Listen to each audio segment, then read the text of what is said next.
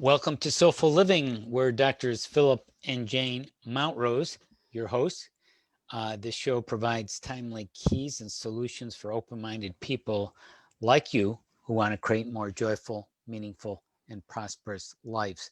So for an overview, we've had 3 decades of experience in the fields of holistic life coaching and healing, and we're published authors, trainers, coaches, founding directors of IAHP, the International Association of Holistic Practitioners. We founded Awakenings Institute, a nonprofit organization devoted to making the world a more loving, prospering, nurturing place. And today we have a very important topic that's top of mind, I'm sure, for many people, is thriving in an uncertain world. The Soulful Living tip strategy for this week: thriving in an uncertain world. Jane, and please share this show with other people. Yeah, I'm putting us here on another site, so hold on just a second. Anyways, uncertainty is really up in the air with at this point in time when we're recording live, the elections coming up in a couple days, which possibly if you're hearing this recording in a few days, you'll know the results. Right now, there's a lot of uncertainty hovering in the air. So this is a great topic to deal with, uncertainty, because even regardless of the election results, uncertainty will still remain. Jane?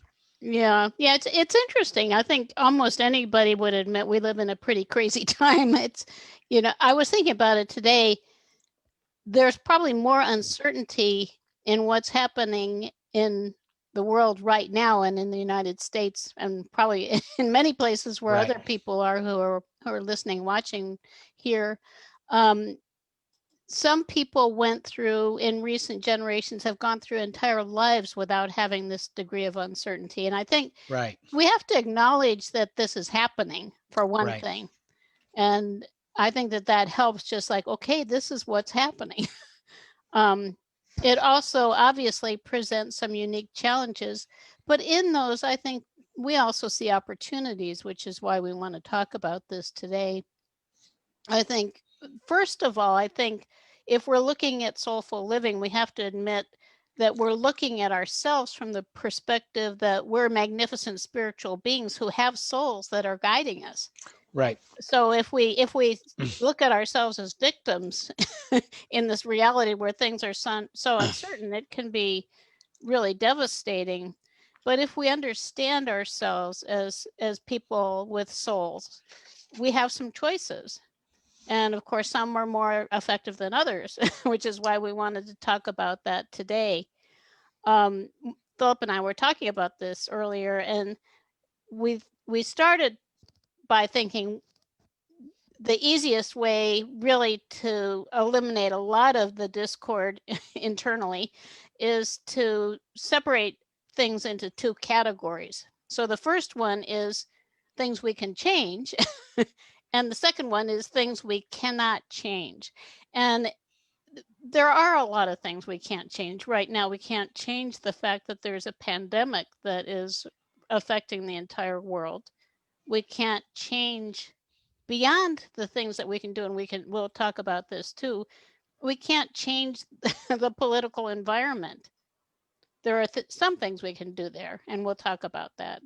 So I find it, for me, it's most reassuring to let go of the things that I can't change, because that eliminates a whole lot. It's like, okay, so I'm not going to expend my energy on things that I can't really do anything about anyhow. And I know that this might not be easy. We can talk about that too. But from there, I think then I go to what kind of state that we want to be in to be most resourceful to deal with the things that we can change. So that's kind of where I start. And I know, Philip, you have some things you'd like to add too, just as an overview. Right. So the framework is what you can and cannot change, because we get lost a lot in negative imagination, as it's sometimes called, imagining things that might happen. A lot of what ifs, and that's really a waste of energy and time. So, hey, can I or can I not control this. And there's, of course, a certain gray area too to be aware of. But once you get that criteria in place, a lot of things fall into place of where to focus your time, attention, and energy. Yeah, I think actually that point about the what ifs is a big one because that's something I try not to. And Philip and I will talk about this. Well, what if this happens? And then we'll talk about, well, do we need to address that now? Or is it only relevant in the future if that event occurs, which may not? Because it's true, as Philip was saying, you can expend a lot of energy on things that are never going to really take you anywhere. And it is, I think the first part is just narrowing down your focus.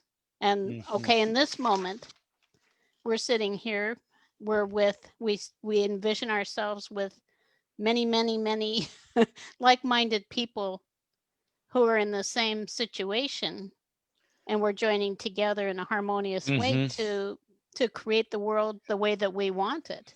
Right. And so in this moment, actually, we're doing all we need to do. For me to worry about anything that's other than what we're doing right now, it doesn't make much sense. And that is throughout the day, that most often that's true. That the most important thing is what's happening in the moment. Yeah, to paraphrase Mark Twain, I spent my life worrying about so many things, most of which never occurred. Right. And I've done that. I know we've all done that. Well, what if this happens? What if that happens? What if I get cancer? What if why go there? I used to be, actually, when I was younger, extremely fearful. And I would worry about this and I would worry about that. And what if this happened? And what if that happened? And then I realized, I think as we started actually studying the kinds of things that we're doing now, I realized, well, you spend an awful lot of energy worrying about things that never happen. What good is that doing you? And there is, I think there is in each of us, there is an emotional part, and then there is just a rational part. Like, what good is that doing you to spend all that energy that way? And I realized actually it doesn't make any sense at all. So if I let go of that, and I think each of us, like, what can you let go of that's a burden right now? Right. So you can just be more in the moment and allow yourself to be joyful. Right. So that's a great criteria about what you can and can't control. Another factor is this neuroscience, this brain psychology, the way our brain works. As part of staying alive, especially ancestrally, we wanted to react to uncertainties, a prowling animal, a dangerous situation. That's still intact, and it can take us over this panic reacting mode. And that's something to be aware of, when the world's going to hell in a handbasket, as they say. Is it really, are we just this part of our brain that reacts and is very primitive and limbic, this brainstem, versus the thinking cortex? And that's really using our heart more intentionally, to opening our heart. So, hey, if things are uncertain, if you're not sure what's going to happen with your livelihood, with your job, even politically, with your environment, personally, and even generally, what can you do about it? To react and panic is not really making sense if you're not, in a situation where you have to do something in the moment to survive, right? But it's good to be aware of, we have this tendency, and when things are uncertain, but we do have some agency, some sense of control, that would be a time to kind of reflect and think about possibilities, and maybe wait and be patient and consider what to do, even though you may have minimal information. Right. Yeah. And it is, Philip was reading recently, he had mentioned he was reading a new book by Deepak Chopra where he talks about meditation and the effect that it can have on a person's life, and how it actually can be limiting if it isn't reflecting through into a person's daily life, into the rest of the day. In other words, and for myself, we do meditations. We also have a goal to focus on being in the moment and being connected with the love that we hold in our hearts. And if you just, if ever you find yourself in a momentum, just to start breathing and settling back and realize, well, I'm in an unproductive place. And I can actually just focus on breathing. A few breaths, actually, I've been amazed. A few nice, relaxing breaths can make a huge difference. And then from there, you can actually, if you tap here, this is your thymus gland. Actually, that's your source of life energy. If you tap there, then you start to feel a little better, and even hold your hand there over your heart area and just breathe in love. Because I think we do want to be in our most resourceful place throughout the day. And for that, it is, for me, it is connected with my soul's energy, which is in my heart and soul. That idea of heart and soul, I think, has a lot of truth to it. And it also is a place of joy and love and peace and flow. And one of my main validations in my life during the day is to be flowing through the day with joy and ease. Because you're going to draw to you things that resonate with whatever you're vibrating, right? So if you're vibrating a lot of fear, then you're likely to draw to you more things that will create more fear. If you're in a loving, joyful, vibrant, hopeful place, believing that you can actually overcome whatever challenges may be facing you, it's very likely that that will happen too. So it is also recognizing the choice that you have in each moment. So one approach to dealing with uncertainty, finding ways to thrive, is asking yourself two questions, giving you kind of a range of possibilities, given that you want And this to have... is if you for something you can change and you're just feeling overwhelmed by it. It's a criteria is what you can and can't control. Once you kind of get that within this, when these two questions come up, it makes a lot of sense. What's the worst thing can happen and what's the best that can happen? So, looking at the worst scenario, you can catastrophize and just obsess on that. But then what can you really control? Hey, it could turn out badly. Things like the election could turn out badly and you'll just have to deal with it. Or you could just go into endless, fearful nightmares about it. And knowing that, as Johann Goethe said, far worse hath my heart endured. You've endured a lot of things already to get through to this point. So you'll figure out a way to cope. And then maybe it will be much better. Maybe the best will happen. And when you kind of get a range of it, oh, well, this is a possibility. Well, you're somewhat prepared and you can begin to find strategies, things to do, contingency plans. If there's an emergency, if the electricity goes out, what can you do? You can have flashlights, you can have batteries, you can have supplies. What are things you can do in the case of an emergency? Right. Yeah.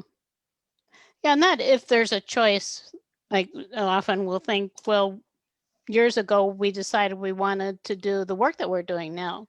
And it's evolved since then, but we wanted to do healing work and to help other people. And so we thought, well, if we engage in it and reach out and try to make it happen, what's the worst thing that can happen? The worst thing that can happen is nothing, right? And the best thing that can happen is we can create the life that we dream of. So we went with that, and we got the life we dreamed of. We got the best of. Right. I admit it didn't happen right away, but we were determined, and I think that's important too. And it did happen, and we feel now that we're very fortunate to be in the position that we're in and able to help people who want to change their lives to be able to do that. I think another part of, I think there's just to let go of the things that you can't change. That's one part. And another one is don't sweat the small stuff. That's a very commonly coined phrase too. And it is very valid. It's easy. Like here we are, we're all restricted, many of us, largely to our home environments because of the coronavirus. And it's easy to get, I guess, really overly focused on, it could be like something like, oh, the house isn't clean enough, or this isn't right, or that isn't right, but you can let those things go too and do the best you can with them. Because it's always like, how can I take the burdens off of myself? And paired with how can I do the most I can to create the world that I want? Because even the big things, I've years ago when I was younger, I thought I didn't matter. I thought that nothing I could do would have any impact on the world. And it was really devastating. But I believed it firmly. And it was really when I started to connect with the truth in my heart, and my heart told me a different message, and that I started to look at things differently. And I think one of the things that has helped me is to focus on where it's interesting, we're about to vote, which is one thing, but to focus on what the world would be like if it was the way that I wanted, if it was a loving world where people really care about each other. I mean, people would help people in need. So we donate to people in need as much as we can, like we save the children, or there are different causes. We have a sponsored child that we've been doing that for decades, different, and of course they grow up, so we're on a third generation, I think, of those. And environmental causes, if the environment is important to you, if you even can give $5 a month, it's your vote in a way for the world that you want to create. And that makes me feel good to do that. And just in small ways, looking at the big picture, and then looking at the smaller picture, like how can I make a difference in the areas where I can make a difference. Right. Yeah, what can you do? And sometimes the little things you could do can make a difference, sometimes a big difference over time.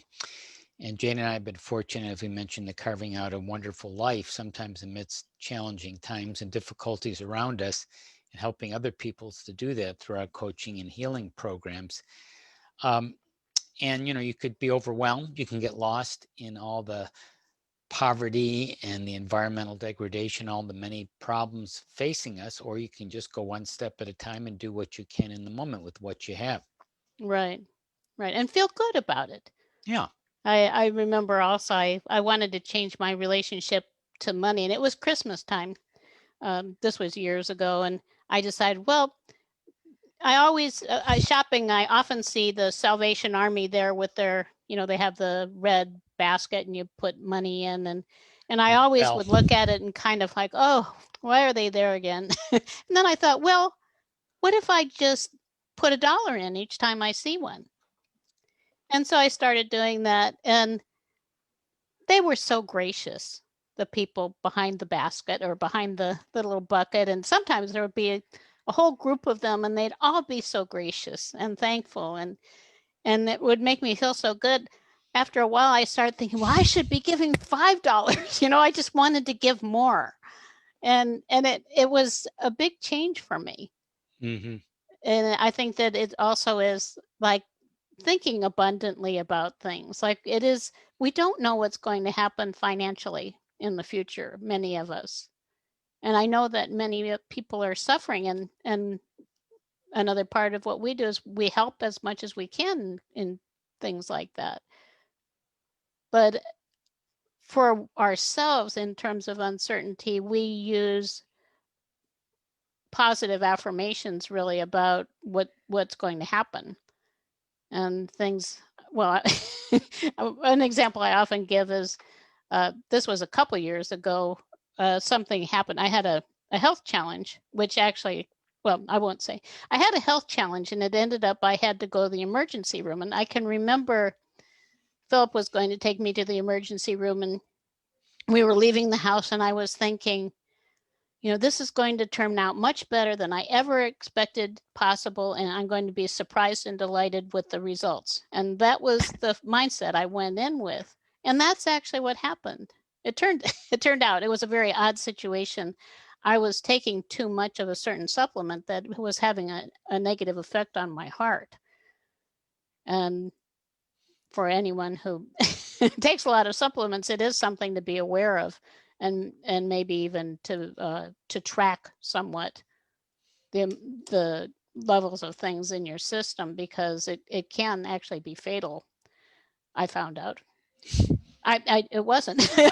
However, it wasn't for me, but it came out much better than expected. I had no idea what was going to happen at the time, and I kept focusing on being surprised and delighted with the results, and I was. So it does seem to work. Another aspect of uncertainty, and you're listening to the Soulful Living Show with Phillip and Jane Mountrose on thriving in an uncertain world today, is simply accepting uncertainty as part of life. So the framework for the show, as we said, is what you can and cannot control. So part of life is going to be uncertain. You don't know what's ahead of you. You don't know your next step. You don't know where you're going to be tomorrow. I mean, I don't know if you're like me. I make plans about what I'm going to do often the next day, the next week, and then I'm surprised what actually occurs. Even sometimes they match, sometimes they wildly mismatch, because so many things happen.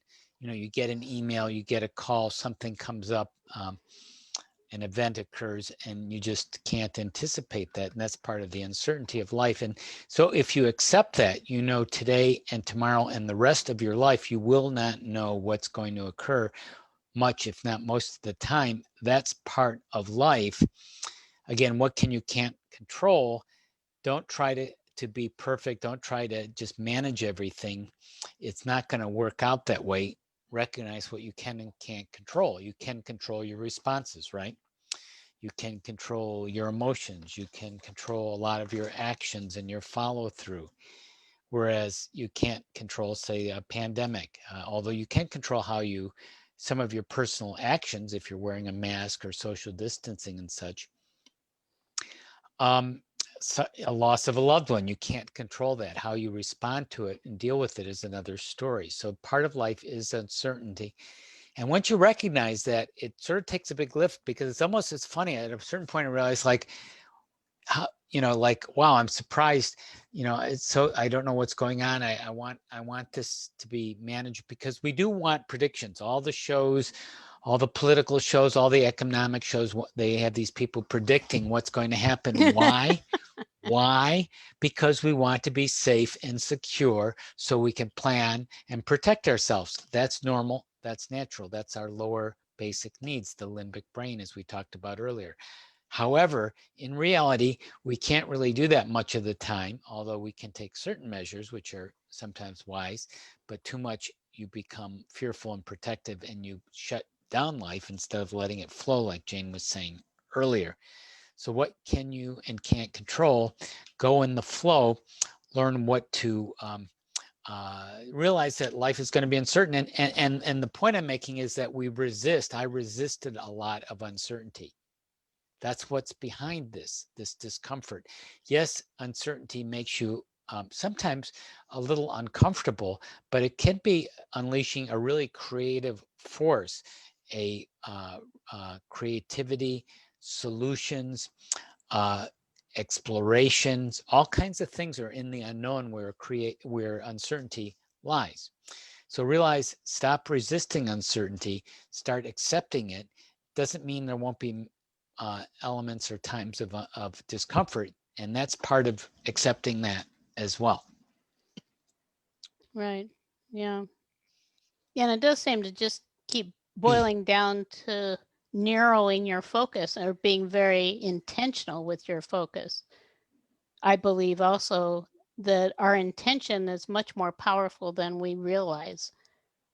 If we have an intention of things working out well, it's much more likely that they will. And if we have an intention of staying grounded and focused and keeping our spirits up, then we have a good opportunity to do that. I know sometimes it's really hard, and we do use healing techniques. That's one of the things we teach a lot.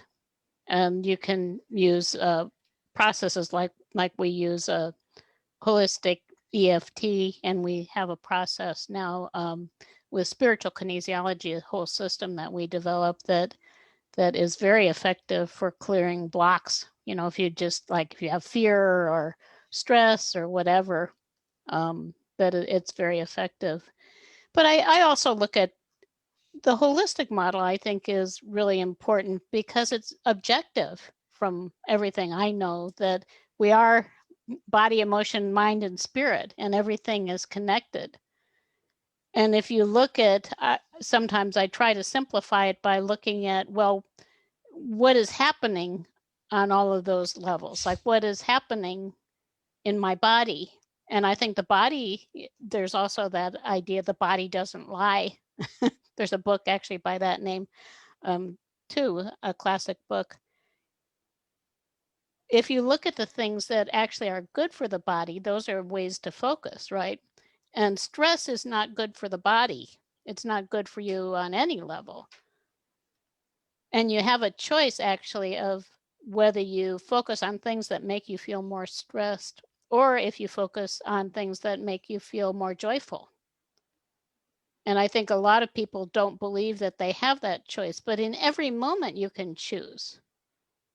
And just simple things can make you feel happier. Well, looking at Philip makes me feel happier. Or thinking, I think there's a little dog behind the screen here who makes me feel very happy. And many, many things in my life make me feel happy just to focus on them. Thinking of the things that you're grateful for makes you feel happier. And that's all very good. It's good for your body. It's good for your spirit. Good for everything. So that's another way to understand it. It's like the things to focus on are the things that actually are nurturing to you. Nurturing food, you know, good, having rest, all those things. Be good to yourself right now. Helping you thrive in an uncertain world. Right. And one further point I wanted to add, as we're probably on the kind of closing rounds here, is learning how to trust. So things Yeah. aren't certain. I want predictions. I can't get it. I'm learning how to accept it. I'm following the advice of the Soulful Living Show here with Phillip and Jane Mountrose. I'm beginning to see what I can control, what I can't. What can I trust? Well, you can trust yourself, counting on yourself. And we have a lot of what we call soulfulness, connecting with your soul, opening your heart, breathing in. And we have soulful meditations on our gettingthrough.org/holistic site, where you have a sense of the greater you, of why you're here, what you're here doing, being in the moment. That's what you can start to trust, even though things are uncertain at times. There's a lot of cloudy skies, and there's thunderstorms, and there's maybe lightning and destruction, and yet there is a new day, and the sun shines again, and you go forward, and you learn, and you recover, and you grow from it. Right. Yeah. Yeah. It is. It is something really to focus on and consider. Uh, One thing I think, going back to kind of where we started, if you, a lot relates to how you perceive yourself. And if you perceive yourself from a soulful perspective and actually understand you are a person who is a spiritual being, and you have greatness within you. I wanted to mention on our website a place where you can get a book, and this book was really helpful for me. I've read it many times. We have it. You can download it for free. Wallace Wattles' Science of Being Great. And the URL is a little bit long, but I think you don't have to enter the whole thing. Our website is gettingthrough.org. which is gettingthru.org. And you want to do that /life-coach/self-coaching. This is, like I said, I hadn't prepared for this. And then /Wallace-Wattles. Actually, it's Wallace-Wattles, science of being great. But I think if you go part way in there, you'll get it. Actually, I could put that on Facebook. I think I'm going to. Yeah, I have it. I can for put that. it You already did it. Well, I'll put it on you. In the comments. Yeah. Anyhow, it is. I think that is well worth reading, just to build up your sense of who you are. Every one of us is a spiritual being with greatness in us, and it is. I think it's both a gift and it's a responsibility, because we have to recognize it, and we have to behave as if we're great to understand that. And so what do you think about that book, Philip? Oh, it's great. It's a great book.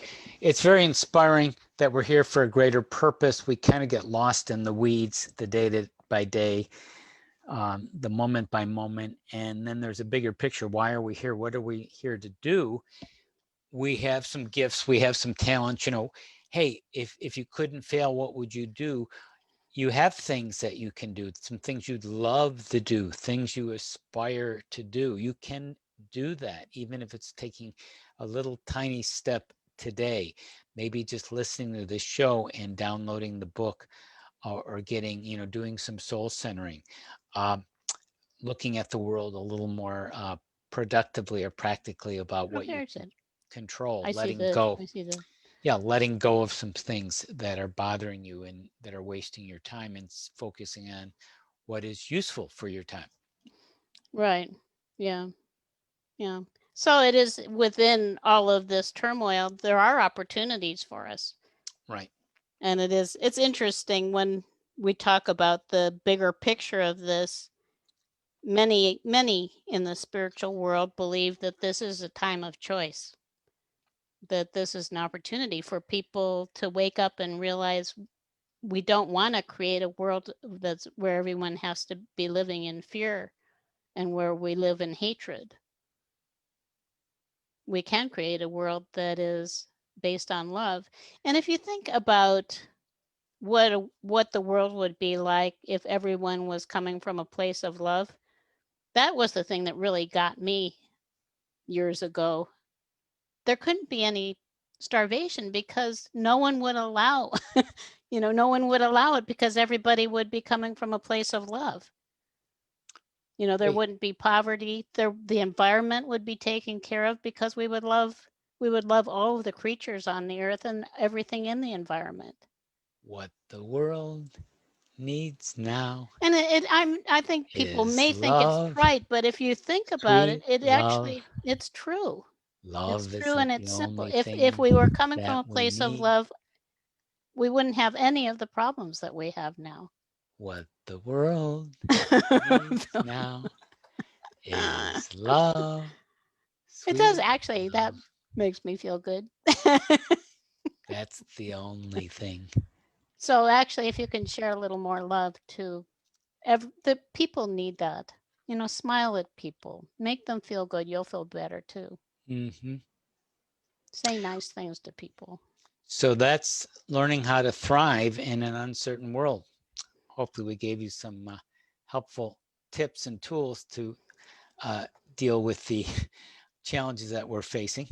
Yeah, and I recommend, if you can get that book, print it out, underline things, take it seriously. It was written in the early 1900s. It's a classic book. And the Science of Being Great, Wallace Wattles. Yeah, it's really valuable. Okay.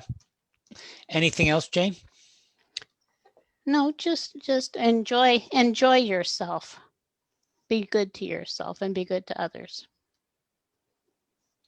Give hugs to people in your local home if you can. That's another thing. You can only hug so many people, but Philip gets all my hugs. Right.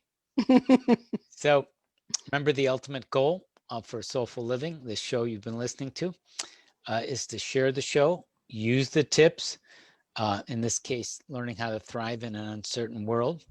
And if you enjoyed the show, please share it with your friends and people you know, forward it. And the more we apply these really simple strategies to your daily life, the more you can change, sometimes in miraculous ways, learning, in this case, how to thrive in an uncertain world. Hey, our website. Just one more thing. I forgot, I like to mention, we designed this show actually so that the title of each week can be an affirmation. And the affirmation is, I can thrive in an uncertain world. So remind yourself, I can thrive in an uncertain world. You can thrive. Yeah. You can find empowerment, agency. And if you want to know more about us, our courses, books, other offerings, some of we've referred to, we have a very extensive website at gettingthru.org/holistic, gettingthru.org/holistic. We value your support. Any tuition for our courses or other purchases help our mission, our nonprofit organizations of Awakenings Institute, devoted to making the world a more loving, caring, nurturing place. Send the message of love to those around you. Have a wonderful week. Phillip and Jane Mountrose. Until next time. Bye-bye, everybody. Bye.